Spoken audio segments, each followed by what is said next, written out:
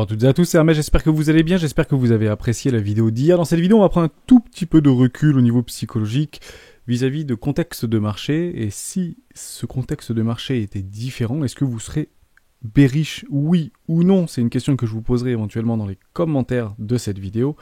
On parlera Bitcoin, on parlera Ichimoku Kinkoyo, qui a un petit peu de dominance par rapport au l'USDTD. Ça va être intéressant cette vidéo, on commence maintenant. Avant de commencer, je vous invite toujours à rejoindre le Discord des rois du marché. Le lien sera dans la description de cette vidéo. À l'intérieur, vous y trouvez dans l'onglet documentation une stratégie qui s'appelle la stratégie des 4 rois. N'hésitez pas à la télécharger, vous en imprégner, vous en inspirer pour vous aussi trouver votre propre style d'investissement, que ce soit sur le court, moyen, long terme. C'est fait pour vous, ça fait une dizaine de pages, c'est extrêmement simple à lire. Ça permet de mettre un premier pied si vous venez d'arriver sur les marchés financiers ou si vous n'avez pas de stratégie, notamment dans les crypto-actifs. Ça marche aussi bien dans les marchés traditionnels. N'hésitez pas à venir la télécharger. Ça s'appelle la stratégie des 4 rois. Elle est là pour vous. On continue. Tout de suite avec Bitcoin, on va aller assez vite sur Bitcoin puisque c'est plus ou moins rien passé, on est toujours dans ce range. En réalité, on va essayer de chercher des bornes hautes. On voit qu'il y a de la résistance, il y a des shorters et des vendeurs à découvert qui sont en train de se mettre en place. C'était férié en fait hier au niveau de Wall Street, donc il y a eu quand même un tout petit peu de volatilité, notamment sur les contrats futurs, mais sans plus que ça. Est-ce qu'on va enfin avoir, oui ou non, notre magnifique impulsion haussière dans la journée de demain? Parce que je rappelle que demain, c'est la clôture mensuelle. Et on va prendre du Bitcoin en mensuel. Il y a des choses qui sont intéressantes qu'on pourrait éventuellement observer. Est-ce que ça s'est déjà produit dans le passé? On va regarder ça maintenant. Ça peut être super intéressant. Également, on l'a partagé un petit peu dans le Discord.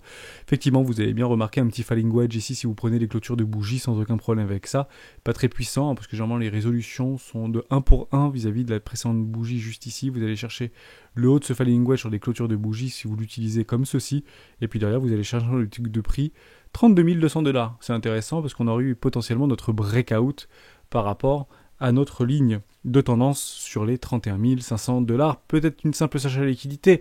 Malheureusement, on ne le sait pas, mais on peut potentiellement le jouer. Beaucoup, en tout cas, l'ont joué. On l'a bien vu dans le Discord. J'ai été assez surpris de voir quand même pas mal de personnes qui étaient un peu bullish, notamment dans la nuit de dimanche à lundi. Je trouvais ça intéressant. Bien joué hein, pour ceux qui sont des agents, puisque généralement, vous allez chercher la force. Si vous êtes trader, surtout de contre-tendance, votre objectif, clairement, c'est d'aller chercher de la force. Donc, comme vous voyez en fait que ça part ici et que vous attendez et qu'on est en train d'accepter en fait sous les précédentes résistances, on n'achète pas en réalité sous résistance. C'est pas possible. On achète en fait des vrais breakouts et on achète la force si on est contre-tendance. Parce que jusqu'à preuve du contraire, une fois, 2 fois, 3 fois, potentiellement 4 fois, aller chercher un valeur range, ni plus ni moins. Hein, c'est ça en réalité le plus probable, tant qu'on n'a pas réellement breaké au nord. Pardon. Ça c'est super important. Et tant bien même, éventuellement fake out, derrière on réintègre et on va faire un nouveau plus bas et puis derrière une continuation baissière. Donc si vous êtes plutôt trader de contre-tendance, cherchez la force parce qu'actuellement, il y a eu beaucoup de vendeurs à découvert qui se sont positionnés sur ce haut de range qui est plutôt très positif parce que c'est ce qui nous donne en réalité le carburant ou le nitro un peu pour pouvoir initier des vrais breakouts aussi et des vrais short squeeze. Si on n'a pas cette force-là, bah malheureusement on continue à ranger et ça peut durer extrêmement longtemps. Néanmoins, les clôtures mensuelles approchent, donc ce sera aujourd'hui, et il faut être extrêmement vigilant à ce qui potentiellement pourrait se passer. Moi j'aimerais venir sur quelque chose plutôt psychologique dans cette vidéo, on a beaucoup abordé hier. Juste avant de commencer et de repartir sur Bitcoin, ce qu'il faut aussi regarder, et c'est important, je pense que c'est Coinbase. Coinbase, je trouve ça extrêmement pertinent à observer. Et on est en train de... J'avais tracé une trendline, on avait parlé des trendlines hier, notamment sur le RSI en 21 périodes et sur le cours, on peut les tracer un petit peu comme on veut. Moi, vous savez, j'aime bien vraiment les prendre de point à point, mais sans pour autant en fait déplacer ma trendline. Et si on ne fait pas de structure derrière ces fameuses trendlines ici, bah, le plus probable, qu'est-ce que c'est de l'allonger. Donc soit on fait une magnifique structure et là vous avez un signal haussier sans aucun problème avec un magnifique W weekly. Ça le plus probable malheureusement c'est quoi? C'est de l'allonger. Et j'ai trouvé ça très intéressant en la traçant hier après la vidéo et je me dis waouh, ouais on a vraiment bien longé. On l'a même complètement pingé. Gardons-la entre guillemets cette trendline. Qu'est-ce qui se passe si on éventuellement on continue à ranger ici et qu'on va un peu plus bas? Eh ben on part vite dans le négatif. Donc potentiellement si on suit cette trendline de tendance baissière et qu'on structure quelque chose derrière, et ça peut aller relativement vite hein, sur Coinbase, je pense qu'on est potentiellement pas très loin de voir des bottoms de marché. Et ce qui est intéressant, si on veut en fait regarder un petit peu les mouvements de capitaux, notamment de la spot money, bah c'est peut-être intéressant de regarder et de s'imprégner de ce qui se passe au niveau des marchés plus traditionnels, qui sont finalement dans un business model de crypto-actifs, que ce soit Bitcoin, échangeurs, etc. Et on peut parler de Riot, on peut parler de MicroStrategy, ou bien évidemment de Coinbase, parce que je vais être tout à fait honnête avec vous, j'ai les yeux dessus. J'ai les yeux dessus et puis j'attends potentiellement une confirmation ou un avalement potentiellement de la bougie ici baissière, et ça me dérange pas de le prendre plus cher.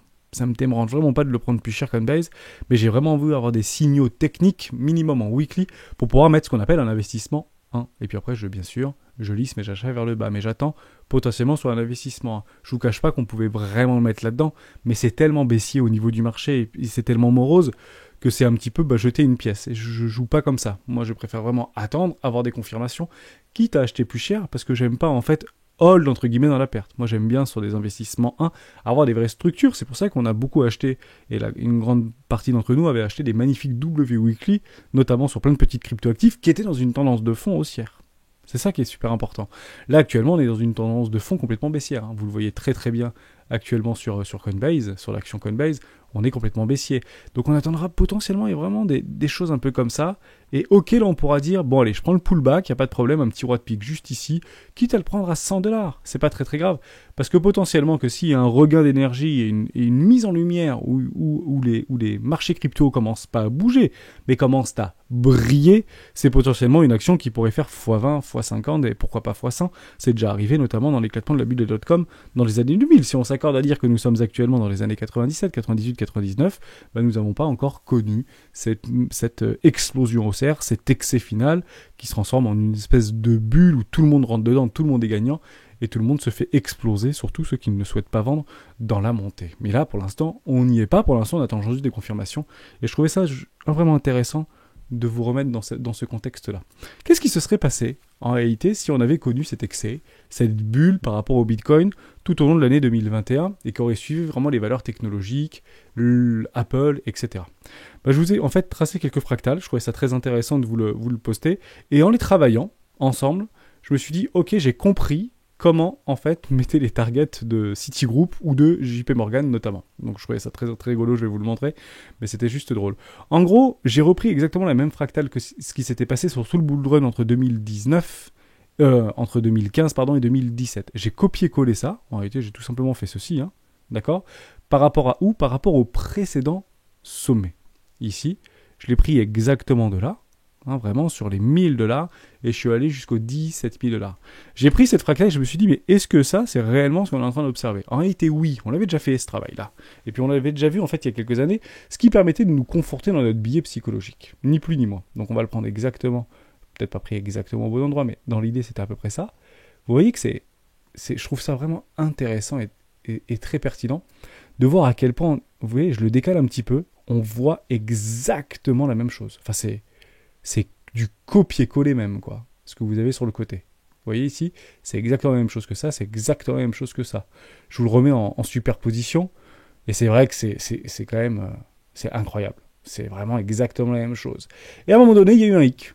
Bon, on a fait un retracement, et puis derrière, on était parti, en fait, sur le bull run de 2017, juste ici, et on est parti dans les airs. Qu'est-ce qui s'est passé en réalité ici ? Qu'est-ce qui s'est passé pour dire, ok, on arrive à 65 000, 62 000$, et on n'a pas eu en fait ce sommet-là, on n'a pas eu cette impulsion haussière. On l'avait regardé par rapport à Google Trend, vis-à-vis des recherches by Bitcoin, etc. Il y avait en fait moins d'effervescence, ça passait moins à la télé. Je ne sais pas si vous voulez... Pour ceux qui y étaient déjà, en fait, vous avez dû corréler un petit peu ce qui se passait sur les médias mainstream, etc. par rapport à 2017 ou début 2017 et tout le crack Covid 2021, etc. On n'a pas eu du tout la même effervescence sur les crypto-monnaies, on n'a pas du tout eu la même effervescence sur les projets NFT, etc. Même si on l'a eu un tout petit peu vers la fin, mais c'était déjà à peu près la fin de la guerre. On n'a pas eu cette effervescence sur les crypto-monnaies parce qu'en fait, elles sont aujourd'hui et encore catégorisées comme purement et simplement des outils spéculatifs, sans aucune garantie. Christine Lagarde le répète et le matraque, les crypto-monnaies ne servent strictement à rien, ça ne repose sur strictement rien, il n'y a aucun collatéral, etc. Bon, si vous prenez les monnaies fiat, bon, on va dire à peu près la même chose, mais on ne va pas rentrer dans ce débat-là, ça sert strictement à rien, ça ne fera pas avancer la problématique. Mais dans l'idée, en fait, les crypto-monnaies n'ont pas bonne presse. Bon. Que ça révolutionne demain le monde ou non. Mais aujourd'hui, la réalité, c'est que ça n'a pas bonne presse. Et si, en fait, on a vu la bonne presse, par exemple, les Chinois ou l'Asie, en fait, je sais pas moi, légalise les crypto-monnaies dans leur pays, Biden ou Trump à l'époque, je sais pas moi, aurait dit je veux être le premier pays au monde à détenir la plus grande partie du minage de Proof of Work de la planète, enfin des bonnes news qui accompagnent. Potentiellement, on aurait éventuellement cet excès, entre guillemets, final. Néanmoins, ce qu'on oublie quand même de dire par rapport à ces news, c'est qu'on en a eu des super bonnes, des news.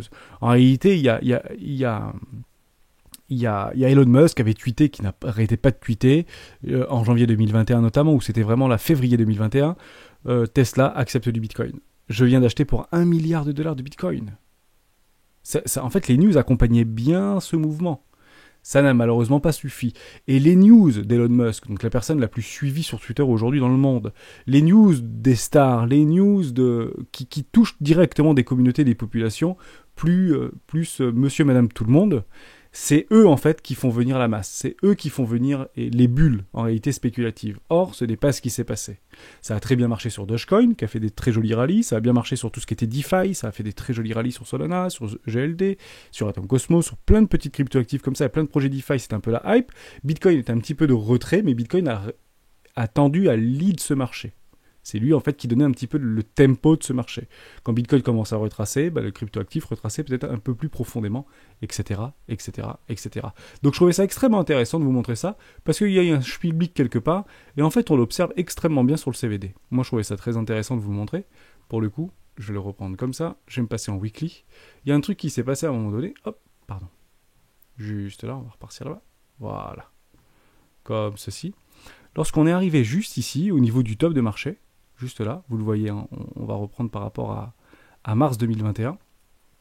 En réalité, il y a eu en fait un écrasement du CVD, du volume delta. En somme, les gens n'achetaient plus de Bitcoin ici, en réalité. Voilà, ça s'est complètement latéralisé. Il y a eu une divergence, alors que Bitcoin a fait un nouveau sommet, très leveragé, c'était beaucoup par les dérivés, etc.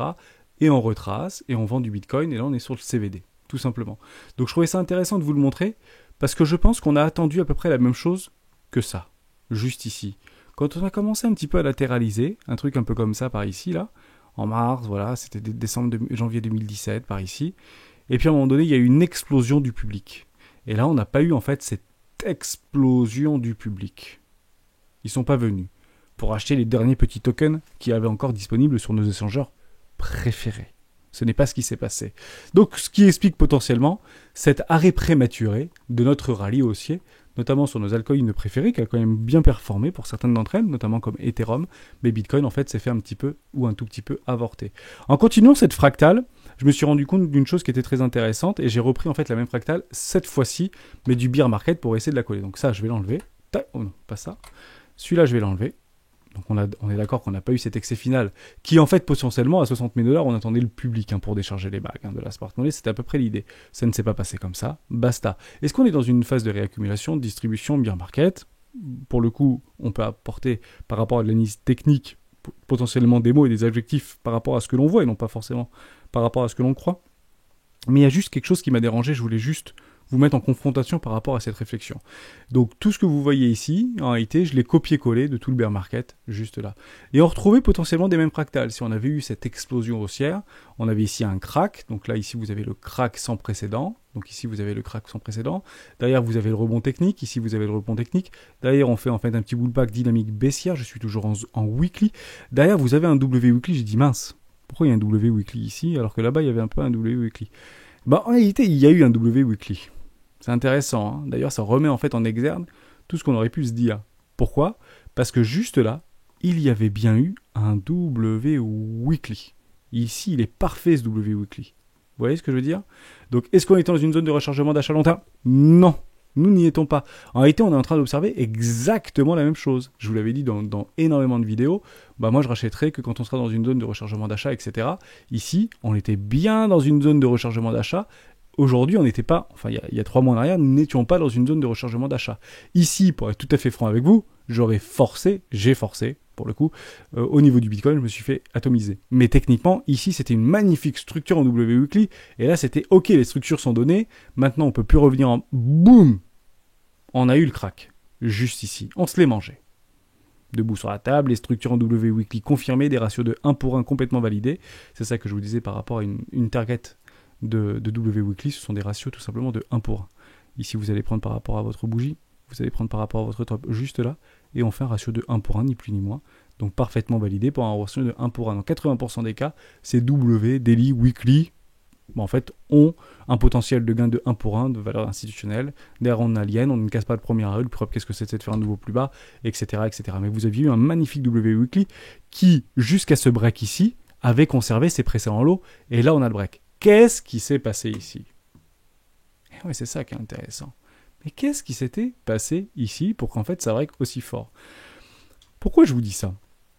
Parce qu'en réalité, il s'est passé quelque chose qu'on n'attendait pas.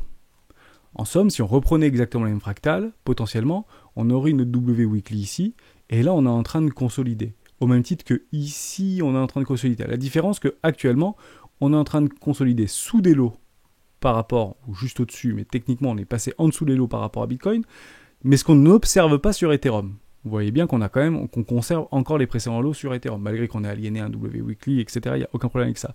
Mais on conserve en fait cette dynamique de fond plutôt haussière long terme, même si maintenant c'est baissier en moyen terme, il n'y a aucun problème avec ça. On est bien rentré dans un marché baissier, une tendance baissière, il n'y a aucun problème avec ça. Mais techniquement, pourquoi en fait Ethereum n'est pas rentré en fait plus bas et pourquoi lui il est déjà rentré plus bas? En fait, c'est l'effet Luna. En réalité, quand vous envoyez sur le market, sur Gemini et sur Binance 1,5 milliard de dollars en Bitcoin, bah, ça fait mal aux dents, surtout sur le spot. Et ça déclenche en fait des positions de liquidation, de vente forcée au marché, évidemment. Donc ça, c'était super important. En réalité, c'est l'effet Terra Luna, en fait, ce truc-là. Dès lors, je vous pose la question. Si, en réalité, on était toujours là-dedans, est-ce que vous serez plutôt haussier ou est-ce que vous serez plutôt baissier? La question est ouverte. Je le prends ici, et je vais exactement faire la même chose. En réalité, ce que vous êtes en train d'observer ici, je vais passer en daily, ce sera encore plus simple. Je pense que ce sera encore mieux de vous montrer ça comme ça. C'est une vraie réflexion qu'il faut avoir, je pense. Vous êtes en train de consolider, mais il n'y a pas eu l'effet qui se coule de Terra Luna. Donc en réalité, on est juste en train de faire ça. Je vous pose la question. Vous êtes plutôt haussier si actuellement on est à 39 000 $ ou 38 000 $, ou vous serez plutôt baissier? En réalité, on serait foncièrement haussier. Pourquoi? Parce qu'on tracerait des trainlines comme ceci, ça rebondit une fois, deux fois, trois fois, quatre fois, il n'y a pas de problème. Ça tient, c'est du béton armé. Ici, il n'y a pas de problème. Potentiellement, on aurait beaucoup de personnes qui diront, on viendra chercher peut-être une petite poche de liquidité ici pour faire un V-bottom, pardon. Derrière, on irait avaler la bougie derrière, et puis nouveau sommet, pas de problème, zone de rechargement de vente, le premier arrêt, il est là. On est toujours sur le coup de ce magnifique W weekly. Donc, on se pose la question, oui, on n'investit pas dans ce que l'on croit, mais dans ce que l'on voit, et ce qu'on voit, c'est que c'est baissier parce qu'on a écrasé des précédents lots. Or, je vous repose la même question. Maintenant, on fait le breakout et on passe ici. Et on commence à consolider. Vous êtes toujours haussier ou vous êtes baissier? C'est ça la vraie question à se poser. C'est est-ce que ici, posez-vous la question, vous aurez toujours une psychologie extrêmement baissière, vous allez protéger le capital, on aura retracé par rapport au premier arrêt d'une précédente structure, il n'y a aucun problème. Si on va aller chercher beaucoup plus haut, on serait sur les 42 000 $ à peu près. Qu'est-ce qu'on fait ici, quoi? On attend le premier arrêt, on couvre le capital, etc. Risque management, toujours et toujours. Néanmoins, je serais curieux de savoir si on n'avait pas eu en fait ce crack Luna, Terra Luna, et Terra Luna serait encore à l'actuel à 90 $, donc beaucoup d'entre nous avec un N majuscule, pour ceux qui sont rentrés dedans, n'en auront pas actuellement à ce prix-là, ou n'en auront pas potentiellement 1,4 million de Terra Luna classique actuellement sur leur wallet pour 8 $. Mais posez-vous juste cette question. Évidemment, les news fondamentales extérieures dévastatrices accélèrent des mouvements baissiers. Néanmoins, est-ce que ici on peut réellement dire qu'on est baissier, alors qu'on s'est pris une attaque sans précédent, en réalité? Juste jeu, en fait, psychologique là-dessus. Je trouvais ça très intéressant. Je vais aller encore plus loin par rapport à ce que je suis en train de vous dire, et j'aimerais vous amener, en fait, directement sur Ichimoku Kinkoyo. J'efface tout, vous avez compris un peu. Ah non, je voulais pas effacer. Juste avant d'aller sur Ichimoku Kinkoyo, je vous donne juste les deux targets de JP Morgan et de Citigroup. Donc JP Morgan ou Goldman Sachs, 127 000 $, me semble-t-il, 128 000 $. Et on était retombé, en fait, sur les 318 000 $ de Citigroup. Donc je me suis dit, mais en fait, ça vient d'où cette target de 318 000 $? Je le reprends, c'était juste ici, voilà. Les analystes prévoient que le prix du Bitcoin se serait entre 10 000 et 310 000 $. Hop, et je sais plus où est-ce qu'on l'avait vu par rapport, voilà. Enfin, Citigroup prévoyait que le Bitcoin atteindrait 318 000 $ à fin décembre 2021, et n'a pas révisé cet objectif. Mais en fait, ça vient d'où ces 318 000 $? Je vous le fais en live, je trouve ça très marrant, je suis vraiment tiré par les cheveux. En réalité, les analystes, vous savez, chez Citigroup, je rappelle que Warren Buffett y a investi 3 milliards de dollars, donc 1% de son capital d'investissement. Vous allez chercher tout simplement les précédents tops de marché, juste ici, par rapport au précédent bull run. Vous le prenez, mais exactement ici, sur la ligne de coup, là, hein, petite ligne jaune, et on va targeter l'ATH. Vous voyez, comme moi, 1600% d'augmentation, 1637% d'augmentation. Why not? On fait exactement la même chose et on rigole ou pas? Allez, c'est parti. Je suis analyste de ces Citigroup, je fais des papiers dans les plus gros journaux mondiaux. Je vais prendre exactement mon petit truc. Oh, pardon, on va aller un peu plus loin. Voilà, je vais le baisser un peu parce que au moins tout le monde va rigoler en même temps. Donc vous avez vu 1600% d'augmentation entre le précédent ATH jusqu'au... l'ancien ATH du premier halving par rapport au ATH de 2017, donc à 19 500 $, 20 000 $. Vous le reprenez exactement la même chose. On se remet à 18 000, 19 000 $ juste ici, voilà, ici. Et on va targeter les 318 000 $. Comme c'est bizarre. 1545%, 1600%. Ils sont pas allés bien loin pour aller chercher leur target d'extension, les mecs. Hein. En fait, ils ont juste pris, ils ont fait AB égale CD en pourcentage. En logarithme, ça marche toujours mieux et c'est beaucoup plus joli sur le papier. Formidable. Bravo les gars. J'aimerais en fait être à votre place pour le coup pour avoir ce type d'analyse. Néanmoins, un peu plus sympa côté JP Morgan ou côté Goldman Sachs. Eux, ils sont un peu plus malins parce qu'en fait, ils vont chercher des extensions de Fibonacci par rapport à une précédente structure. Vous allez chercher vos structures en bottom de marché juste ici par rapport au précédent W Weekly, fin du bear market 2019. Vous allez chercher une extension, donc ils l'avaient targeté là-dedans en réalité. Dans la montée, ils avaient dit ça va à 127 000 $, ou c'était par ici, là, quand tout le monde était en train de mourir. Dead Cat Bond, ils avaient prédit 127 000 $, personne n'y croyait, on leur crache dessus. Bon, ok. D'ailleurs, on va chercher un précédent ATH, 64 500 $, on va chercher les bottoms de marché, comme c'est bizarre. Exactement une extension d'un 618. Alors il y en a qui utilisent les pourcentages avec une règle, les autres utilisent des extensions Fibonacci à un 618. Je trouve ça extrêmement intéressant. Je fais pareil. Donc je ne peux pas critiquer puisque je fais exactement la même chose. Mais est-ce que on arrive à se dire en fait aujourd'hui, soit c'est complètement du hasard, et à ce moment-là, je le montre en fait depuis le début de la chaîne des rois du Bitcoin, que j'utilise que des retracements et des extensions Fibonacci pour prendre des profits. Bizarrement, ça tombe pile dans les targets des banques systémiques, qui peut-être en fait vous font des paperasses à peu près de 92 pages pour vous dire voilà combien sera le Bitcoin à la fin de l'année 2021, etc. Pourquoi pas, les timings en fait on ne les connaît pas sur des retracements Fibonacci, c'est une certitude absolue, mais les objectifs de prix éventuellement on peut essayer de les encadrer et pourquoi pas les jouer. Voilà, je trouvais ça très intéressant de vous le dire. Dans les deux banques, voilà comment ils fonctionnent pour aller trouver leurs extensions, en tout cas leurs objectifs de prix, et après ils le time en fonction finalement de leurs travaux, de leurs recherches par rapport au flow, par rapport au mouvement de capitaux, par rapport au sentiment ambiant, etc., etc. Et il est vrai que potentiellement, quand on était à peu près là-dedans, c'était intéressant d'aller chercher ou pas du 1,618. Why not? Il n'y a aucun problème avec ça. Mais on s'est quand même rendu compte qu'on était très corrélé par rapport au marché financier, et notamment au S&P 500. Pourquoi?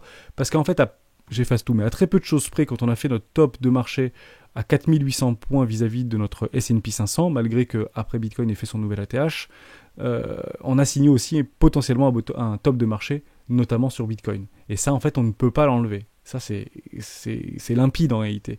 Vous allez le chercher juste ici en décembre 2021, on fait les 4800 points, JP Morgan c'était 4800 points, Goldman Sachs c'était 5000 points de mémoire, et puis derrière on revient sur Bitcoin, c'est exactement la même chose. Vous étiez, en décembre 2021, c'était plus tard? C'était où? Pourquoi j'y suis pas? Décembre 2021, pardon. On va se remettre en décembre 2021. Voilà, juste ici, on avait déjà retracé, et puis côté S&P 500, on continue en fait la décorrélation. C'était clairement un retour, entre guillemets, un retracement complètement technique. Tout le monde a acheté ici, premier arrêt, il n'y a pas de problème, ça fait plus haut, non, on se crache la tronche, et on met 2 coups sur la tête, ce qui fait extrêmement mal. Bon, ça, il n'y a aucun problème avec ça. Néanmoins, j'aimerais quand même revenir sur un point qui était extrêmement important, parce que on a tendance vraiment à regarder dans le rétro ce qui se passe là-bas. On a vraiment tendance à regarder ce qui se passe dans le rétro, et on se dit on va là-dedans, ça va durer des mois, et puis derrière on va craquer, retour à 20 000 $, c'est plutôt assez simple. Ouais, mais si vous prenez en fait par rapport au target de JP Morgan, si vous prenez ici par rapport à l'ETH jusqu'en bas, on a tendance à se dire qu'on a perdu 83 ou 84%. Ouais, Et on a tendance, en fait, de façon extrêmement mécanique pour dire ça, c'est le top de marché, et derrière, je vais baisser de 83%. Attendez-vous un Bitcoin à 10 000 dollars. Ouais, mais ça, en fait, on l'aurait jamais dit si on était arrivé à 127 000 dollars. Pourquoi ? Parce qu'on aurait fait exactement la même chose. On serait venu à 127 000 dollars ou 128 000 dollars, oui, ça doit être plutôt 128 000 dollars de mémoire, et on aurait baissé de 83%. On serait pile arrivé sur les 20 000 dollars, exactement par rapport au PCA1TH. Et je pense que si on avait réellement vu ce type de choses, et on serait potentiellement là-dedans, là, à faire des W weekly, juste ici, et à faire un nouveau plus bas, je pense que là, on aurait dit, le pire des pires, c'est 20 000 dollars. Et là, actuellement, on dit, le pire des pires, c'est 10 000 dollars. Ouais, mais aussi bien peut-être que ça, c'est que de la réaccumulation, et en réalité, on est vraiment là-dedans. Et que l'effet Terra Luna, en fait, nous a mis, en fait, un gros biais psychologique de plus. Parce que si on n'avait pas vécu Terra Luna, et je ne dis pas qu'il faut l'oublier, je dis juste qu'il faut juste essayer de travailler une réflexion peut-être un petit peu différente. D'accord ? On est à fond dans le métaverse, etc., machin, bah, pourquoi pas on est dans le métaverse, voire dans un univers parallèle, et puis Terra Luna n'est jamais arrivé. Bah, en réalité, on serait bullish à l'heure actuelle. On serait tous bullish à l'heure actuelle. Ok ? Donc je dis pas qu'on n'est pas en bear market, je ne dis pas que c'est pas baissier, je ne dis pas qu'on va remonter to the moon, je dis juste que réflexion. Ni plus ni moins. Il faut essayer réellement que lorsqu'on va commencer à voir le Bitcoin remonter, reprendre des lignes de coups précédentes, on refait le petit exercice et je vais vous le montrer longtemps. Celui-là, si on revient en fait à repasser par-dessus les 35 000, 36 000 dollars, parce que on n'est jamais revenu en fait par rapport à cette espèce de trainline de fou furieux là, quand on est parti la casser vers le bas. Ici, si on était revenu ici, bah potentiellement, ça aurait pu partir extrêmement fort, quoi. Vous voyez ce que je veux dire ?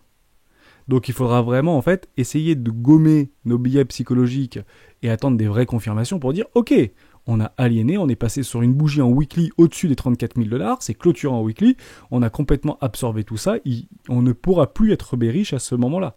Il faudra vraiment commencer à se repositionner pour, pourquoi pas, rationaliser les investissements. On le regardera sur les S&P 500 et tout ce que vous voulez, il n'y a pas de problème avec ça. On regardera si les gens sont vraiment bearish, est-ce qu'on continue entre guillemets à short ce Bitcoin, comme exactement ce qu'on est en train de faire à l'heure où je vous parle. On est en train de se faire un bisou entre les longues et les shorts, donc dites-vous coucou si vous vous croisez, mais on est en plein dedans là. Et je suis en daily, hein. Je suis pas en horaire, hein. Parce qu'en horaire, peut-être un peu différent pour le coup. On va regarder en daily, mais en daily c'est pas bon, c'est toujours pareil. En 2 heures pareil. Et en 1 heure, ouais, bisous, partout. Ok, pas de problème. Donc, grosso modo, c'est exactement ce qu'on est en train de faire, et c'est ce qu'on attendait pour avoir, en fait, notre breakout, tout simplement. On n'a jamais été aussi leveragé au niveau des open interest, on vient de passer les 223 000 dollars, on se serait mis un petit peu en arrière, je repasse en daily, par rapport aux open interest actuellement leveragés sur l'ensemble des échangeurs. Quand on était juste là, c'était 160 dollars, on revient à 115, voire à 67. Aujourd'hui, on est à 225 000 bitcoins. Je pense, très honnêtement, qu'il y a beaucoup de personnes qui sont actuellement en train de shorter ce Bitcoin. Et j'ai tendance à croire que sur toute cette consolidation, les gens étaient extrêmement baissiers. Si les gens sont extrêmement baissiers, c'est potentiellement pour initier des short squeeze. C'est ce que je pense. Et je suis toujours en fait dans cette optique-là. Je ne connais pas l'objectif, je ne connais pas la direction, je ne connais pas on va pas refaire un nouvel ATH. Je dis juste que je pense que les 35 500 dollars est une bonne target de prix, ou 36 000 dollars est une bonne opération et une bonne target très court terme qui rentre en fait dans nos prérogatives de stratégie. On m'a aussi soufflé qu'il y avait eu un petit gap CME qui s'était produit lundi. Oui, tout à fait. Il est juste ici. Donc c'est encore mieux parce que beaucoup vont jouer. Mais ça peut être tout à fait pris comme un gap de rupture en réalité. Et les gaps de rupture sont plutôt haussiers. Ça fait 4 heures qu'on y est, ça défend fort là. Ça défend fort, donc je trouvais ça extrêmement intéressant. Mais attention, on n'achète pas sous les résistances. On attend vraiment les breakouts et vous attendez la force. Mais potentiellement, qu'on pourrait venir le jouer, je pense que si on revient le jouer, c'est potentiellement pour faire un nouveau plus bas. Parce que ça aurait été juste une pure chasse à la liquidité. Et malheureusement, le plus probable, qu'est-ce que c'est ? Si on commence à venir beaucoup plus bas et repartir la tête sous l'eau de tous les acheteurs qui ont accumulé là-dedans, je pense pas que c'est pour les faire sortir, il faut faire extrêmement attention à ça. Ok, tout ça c'est dit, et je trouvais ça très intéressant, on est parti vraiment en psychologie, on parle Ichimoku Kinkoyo, et on va se mettre en mensuel. Bah oui, parce que c'est à peu près ça qui nous intéresse. C'est demain, c'est la clôture, enfin ce soir, pardon, c'est la clôture mensuelle. Donc on va regarder un petit peu où est-ce qu'on en est, et on va regarder les objectifs. En somme, si on clôture au-dessus des 37 500 dollars, en réalité, on aura ravalé tout ce qui s'était passé précédemment. Ici, tout ça, on aura été ravalé. Donc il faut clôturer au-dessus des 37 600 dollars. Grosso modo, c'est à peu près ça l'idée. Est-ce que c'était déjà arrivé dans le passé qu'on clôture en dessous de notre fameuse Kijun, pardon. Alors, au niveau de notre Kijun, on va regarder tout de suite. La rouge, c'est la Kijun. Est-ce que c'était déjà arrivé dans le passé? Yes. Là, on avait bien ravalé. Là, on clôture en dessous, bear market. Bon, bah, on aura potentiellement un signal de bear market à ce moment-là, et que tout le monde regardera le bas du nuage, le bas du nuage, le bas du nuage, qu'on n'est jamais revenu chercher. Pour le coup. Intéressant, l'histoire.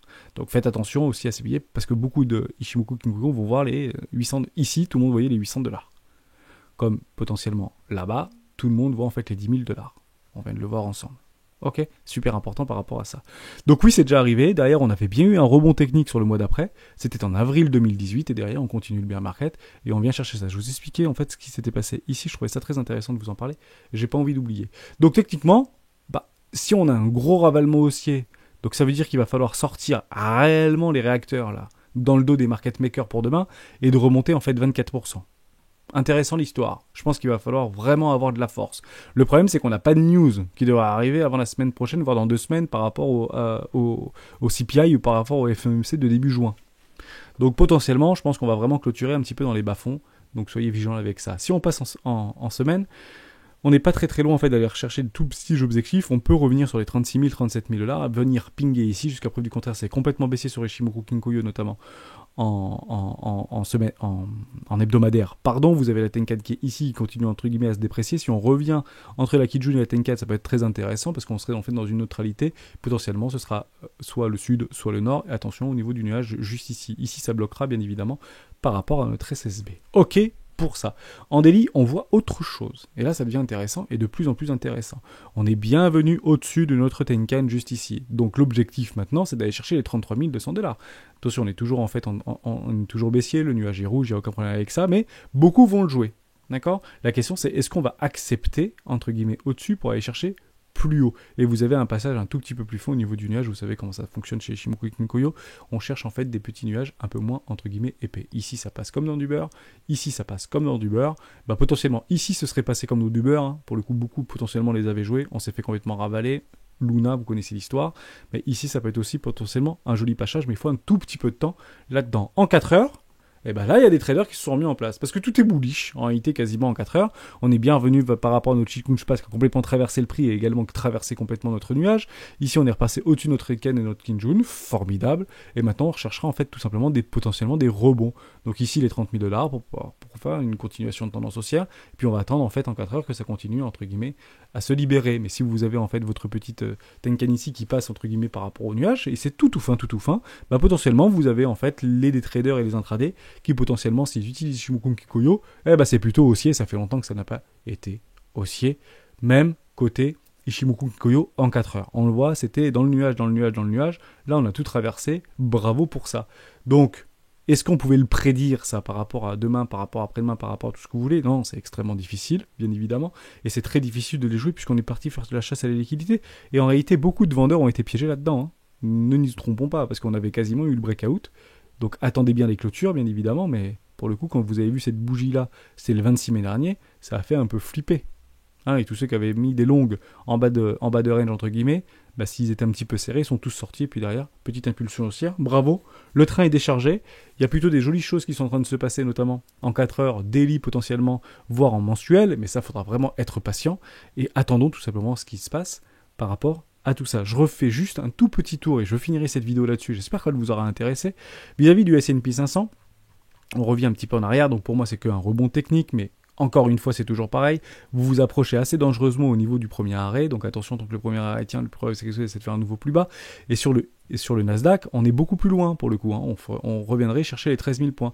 Donc il y a une petite hausse assez intéressante d'avoir sur le Nasdaq. Il faut les pousser à les 7% du Nasdaq. Hein. Il faut vraiment avoir de la force et beaucoup de volume acheteur, sachant qu'il y a beaucoup encore d'argent, notamment sur l'USD. On le voit très très bien par rapport au DXY, qui tend en fait à continuer à se déprécier. À l'heure où je vous parle, je suis toujours en 4 heures, mais c'est clairement dans une dynamique baissière. On n'a pas de dip, entre guillemets, sur sur ce dollar index, on vient chercher le premier arrêt, derrière on vient plus chercher le premier arrêt, derrière on ne vient plus chercher le premier arrêt, derrière on ne vient plus chercher le premier arrêt. C'est vraiment du court terme, c'est clairement du scalping baissier, et vous les avez par contre ici très bien par rapport aux précédentes structures. On peut très bien les jouer, il n'y a aucun problème avec ça. Vous voyez, premier arrêt 3,82, premier arrêt 3,82, on continue, et on n'arrête pas une équipe qui gagne. Pile premier arrêt 3,82, continuation baissière, vous comprenez un petit peu l'idée, et ça continue comme ça, toujours dans les bas-fonds. Pour moi, le prix psychologique, entre guillemets, de l'indice du XY, c'est les 100 $. Au moment où on passe en fait sous les 100 $, potentiellement on aurait une accélération baissière, mais c'est pas bullish qu'on est en train de voir sur le DXY. Il faut vraiment s'en rendre compte. On est repassé en dessous, entre guillemets, de la neutralité. Ce que vous êtes en train d'observer, ce qu'on est en train d'observer, et ça je pense que c'est très important de le signaler, ce qu'on est en train de voir ici, par rapport au DXY, vous voyez, hop, là vous avez votre trendline, on réintègre et on clôture une bougie en weekly en dessous de cette trendline, excusez-moi de vous le dire, mais c'est exactement la même chose qu'on est en train d'observer là sur le Bitcoin en réalité. On réintègre complètement en fait une ancienne trendline, on réintègre en dessous, terminé. Et derrière, on est parti dans les bas-fonds du désespoir, quoi. Donc potentiellement, regardez au niveau d'un barn range, au niveau du dollar index. Pourquoi ? Parce que le fondamental rattrape souvent la technique. La technique a fait ses excès. S'il n'y a pas un regain haussier ici au niveau des 3,82, donc pour moi, c'est clairement les 100 $, 99 $. Si on perd en réalité ce premier arrêt, vous avez une confluence issue entre un prix psychologique et un retracement Fibonacci. Pour moi, c'est potentiellement une accélération baissière pour aller voir beaucoup plus bas. Et vous aurez potentiellement un joli rallye sur les actions traditionnelles et pourquoi pas sur les marchés crypto. En ayant gommé tous nos billets psychologiques, ni plus ni moins. Très rapide tour au niveau de la dominance de l'USDT. On est toujours pour moi dans une espèce de jeune achat. Je vous avais montré ça il y a peut-être une petite semaine de cela. Je trouvais ça très intéressant. On est sur des excès, un petit peu comme le dollar index. Mais pour moi, l'argent est toujours, entre guillemets, sur ce marché. On n'a pas vu, en fait, le jour où on commence à voir un USDT faire ça, un BUSD faire ça, un USDC faire ça, un Bitcoin faire ça et des cryptos faire ça, là on se dit ok, je crois qu'on a perdu un truc. Je vous le dis, je pense qu'on a vraiment perdu un truc, et il y a des capitaux qui sortent physiquement en réalité de ce marché. Parce que là, en fait, aller dans les stablecoins, pour moi, c'est que des retracements et des rebonds très leveragés sur les dérivés, sur les options, sur tout ce que vous voulez, les shorts, les longs, il n'y a pas de problème avec ça. Mais techniquement, pour moi, l'argent ne sort pas. Et j'ai vraiment... Je crois qu'on n'est pas tant que ça, en fait, à le dire, au niveau de la YouTube sphère et au niveau de la cryptosphère. Mais les capitaux, en fait, ne partent pas de ce marché. En fait, ils vont dans les stablecoins. Donc ça peut revenir très très fort. Partez du principe que ça doit être 100 milliards, 120, 130 milliards maintenant. C'est combien maintenant l'USDT ? Ça a poussé avec USD. Ah, s'ils ont un petit peu... très bien. Moins de demandes, donc ils ont brûlé, entre guillemets, des tokens, c'est 75 milliards de dollars. Donc, partons du principe que si c'est 75 milliards de dollars, je pensais que c'était plus que ça, mais je me suis trompé. Donc pour le coup, ils ont brûlé, donc s'ils ont brûlé, c'est potentiellement qu'il y a quand même indirectement des tokens qui sont sortis de ce marché. Si on baisse de 20%, il y a 20 milliards, entre guillemets, ou 15 milliards qui re-rentrent, par rapport à une neutralité d'un arbitrage de couverture de décision qu'on pourrait avoir sur notre petite boîte de Pandore, 20% de baisse, 15 milliards qui rentrent dans les marchés crypto, c'est quand même pas rien. Enfin, ça rentre pas, ça navigue dans le marché crypto, et c'est quand même pas rien. Ok ? Donc ça, c'était extrêmement important. Je vous finis sur la toute petite news. Par rapport à ce qui s'était passé, je trouvais ça vraiment intéressant, peut-être de vous en parler. C'était ici. Ok. En réalité, on se souvient plus, mais qu'est-ce qui s'était passé ici ? Alors oui, on avait un joli W en weekly, c'était aussi, on était dans une zone de rechargement d'achat, on va pas le refaire l'histoire, mais qu'est-ce qui s'était passé ici pour craquer de 6500 $ à 3200 $? Et en réalité, c'est en fait quand on ne sait pas, quand on ne sait plus, qu'on voit en fait des corrélations assez fortes avec les valeurs plus traditionnelles. Je vais vous mettre sur, en fait, que ce soit Amazon ou que ce soit Apple, c'est assez similaire pour le coup. Et si on vient sur Apple, et c'était exactement en novembre 2018. Allons sur Apple en novembre 2018. Mais qu'est-ce que ça a fait Apple en novembre 2018 ? Waouh. Ok. Bon, ça a fait ça, quoi. Le Apple de novembre 2018, on était parti sur un excès final. Alors, on le voit bien au niveau des valeurs tech. On est d'accord que ici, c'était plutôt un bull market pour Apple et c'était plutôt un bear market, plutôt pour Bitcoin. Il n'y a pas de problème avec ça. Entre 2017, je vais revenir exactement à 2017. Voilà, juste ici. Donc ici, c'était plutôt un excès ou une hausse. Et ici, c'était plutôt une vraie chute. Pourquoi ? Parce que jusqu'à preuve du contraire, en réalité, le retail, il est arrivé à partir des 10 000 $. C'était clairement ici la zone de neutralité au niveau du discount. On était vraiment sur les 10 000 $. Là, tout ça, c'est un espèce d'excès final parce que ça passe à la télé, etc. D'ailleurs, on revient très très vite, on décharge les bagues, et heureusement, c'est vraiment beau, on a les structures de retournement, alors qu'on a quand même perdu près de 40%, ça ne peut plus aller plus bas, et finalement, on se fait complètement rincer à petit feu parce qu'on remet, ça dure du temps, c'est difficile psychologiquement à tenir, et là, on craque, c'était entre guillemets le crack final. Mais à ce moment-là précis, ça allait pas très très bien en fait pour les valeurs tech. Ça avait perdu 40%, ça avait perdu côté Amazon 38%, ça avait perdu côté Microsoft, etc. On venait de passer les 1000 milliards de valorisation côté Apple. Beaucoup s'accordent à dire que ça n'irait pas plus haut, ça va dépasser les 3000 milliards de dollars pour information, donc ça continue à faire x3. Aujourd'hui, on parle d'une action à 150 dollars, alors que qu'on était déjà au sommet de la bulle des bulles de Apple, c'était 50 dollars. Bon, on est bien d'accord avec ça, donc c'était plus parce qu'ils ont fait un split au niveau de l'action, il n'y a pas de problème avec ça. Mais techniquement, on a vraiment vu cette corrélation et cette chute au niveau des valeurs technologiques. Bitcoin est assez facilement corrélé à des valeurs technologiques et on a bien perdu. Apple avait perdu bien plus que le Nasdaq, pour information. Pourquoi ? En fait, c'est très simple, il y avait deux choses qui étaient passées à ce moment-là. Apple abaisse les commandes pour son troisième nouveau iPhone. C'était l'iPhone XR, c'était le 19 novembre 2018. Ça a très mal été perçu par le marché. Donc ça, c'était plutôt une news économique fondamentale qui est venue en fait perturber par rapport à des actions d'Apple et de la firme pour dire peut-être qu'on va abaisser les commandes parce qu'on va moins en vendre. Et ça a été extrêmement mal perçu par le marché. Mais c'est normal, on était déjà dans une espèce, pour ceux qui y étaient et pour ceux qui connaissaient déjà la mécanique des marchés, vous venez de faire en fait une hausse continue, c'était juste à un moment donné, on était au sommet d'une bulle là. Non, la bulle elle arrive après en réalité. Voilà, là c'est plutôt un bel excès final. Ça c'est juste un retracement. Important, hein ? Incroyable. Donc c'est à peu près ce qu'on a vécu. Ok. Et il y avait une deuxième chose, et ça c'est bien plus intéressant, Wall Street attaque Davis, Trump accuse la Fed devenue folle.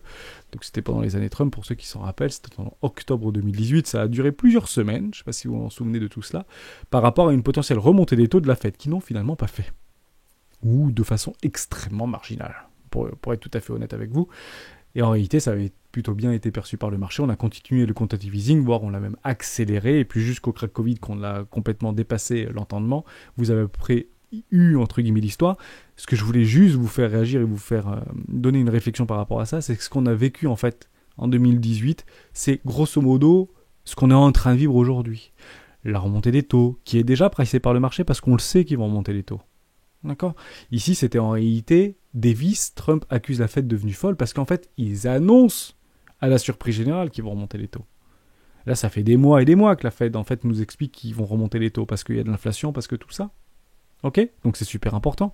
Alors pour regarder les chiffres de l'emploi, on avait fait une grosse vidéo là-dessus, c'était il y a à peu près 3 semaines. Donc je trouvais ça très intéressant, on va éventuellement le repartager dans le Discord. Mais ce qu'on est en train de vivre, en fait, c'est ni plus ni moins que des mécaniques bien huilées, qui se répètent continuellement, et que ce qui était très drôle aussi, pour le coup, c'est lorsque Bitcoin perd 60%, en réalité, ici on perd 60% à peu près, en réalité, mais Apple, il a perdu jusqu'à preuve du contraire, au plus haut, au plus bas, exactement 30%. Exactement 27%. Donc quand Apple baisse de 10, grosso modo, Bitcoin baisse de 20 et potentiellement des cryptoactifs baissent de 20. Dernière chose avant de vous quitter, même si cette vidéo est un petit peu longue, en réalité, Terra Luna a beaucoup moins impacté, voire aucunement impacté, de façon indirecte, au niveau de Ethereum. On n'est jamais venu casser les précédents lots, on n'est pas en train de travailler dans une zone complètement logique de cluster, de tout ce que vous voulez, mais pour le coup, je doute en fait qu'il y a encore beaucoup de personnes qui sont actuellement en long ici, parce que potentiellement qu'ils ont probablement déjà pris beaucoup de profit dans toute cette descente, en voyant un petit peu le roussier arriver où ils ont hedgé leur portefeuille, pour le coup. Donc je pense que ces gens-là, potentiellement, ils peuvent racheter ici. Je reste confiant pour l'avenir, je pense qu'on va avoir ce breakout, mais bien évidemment, on restera extrêmement vigilant. On a tous nos objectifs de prix, on se le dit, on se le répète très régulièrement dans le Discord. Prenez-le, si vous voulez, comme un billet psychologique de plus, ni plus ni moins, mais il faudra réellement prendre une décision si on vient à faire ce petit check-out, parce que jusqu'à preuve du contraire, et c'est vraiment ça le plus important, tant qu'on est dans une dynamique baissière, le plus probable c'est de faire toujours des nouveaux plus bas. Donc on ne peut pas ne pas en fait prendre nos responsabilités là-dedans, alors qu'on sait très bien que au mieux, ça reviendra chercher en fait des précédents lots par rapport à un V-bottom, etc. Ou dans un cas exceptionnel, ça part très très fort, et puis à ce moment-là, basta, hein, on a perdu, et puis on est tous engagés dedans parce qu'on n'a pas capitulé, pour la plupart d'entre nous, avec un N majuscule, ou au pire, ça fait un nouveau plus bas, mais au moins on aura pris une décision. Finalement, on peut dire tout ce qu'on veut, le plus important, et celui qui aura toujours raison, c'est votre plan. Ni plus, ni moins. Merci à tous d'avoir suivi cette vidéo jusqu'au bout. Je vous souhaite une excellente journée, et j'espère que le café n'est pas froid. Ciao.